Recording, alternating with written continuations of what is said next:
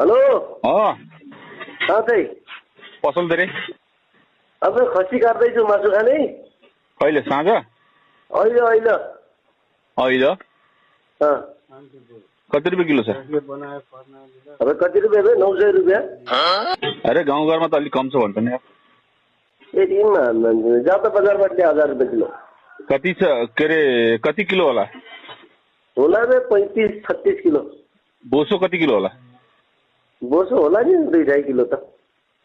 काटिया छैन त, हालेको छैन हनुमानले भनेको छु। ए खसी कहाँको हो?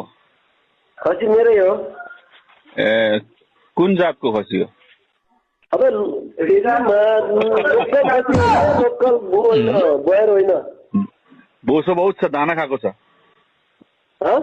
दाना खाएको छ, बोसो बहुत छ। खाने कि नै पहिला भन् अनि किलो चाहिँ कस्तो? रातो छ कालो छ? रातो चाहिँ रातो, राजाले खानेवाला हो। राजाले खाने। अच्छा खसी आज भोलि राम्रै छ नि खसी त? अरे तेरी खाने त बन।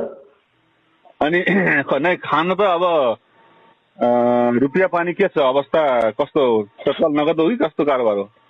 अब नगद हुन्छ नि, यो क्या ऊ र दारू हो र। नै यहाँ अलिकति एटिएममा पैसा फसेर के निस्केको थिएन। त्यो एटिएममा फसा जे फसा त्यो थाहा भएन। रुपियाँ चाहिँ एकदम रोकडावाला काम हो। हेर केटा, यहाँ अरू खसीले किने काट्दैला हो। अच्छा अच्छा अच्छा, खसी मतलब छेरेको त छैन? छैन क्या त्यति छेर्या आइज हेर्ने। कान कति लामो छ? कान कति लामा? लामकाने हो कि छोरकाने?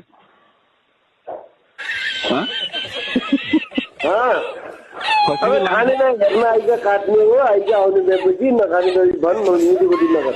नाइ कान खसी लामकाने हो कि छोटकाने भन्न, म ठ्याक्क भनिदिन्छु कि मासु यति किलो हुन्छ भनेर। काम चाहिँ ऊ के अरे त्यो के भन्छन् त्यो?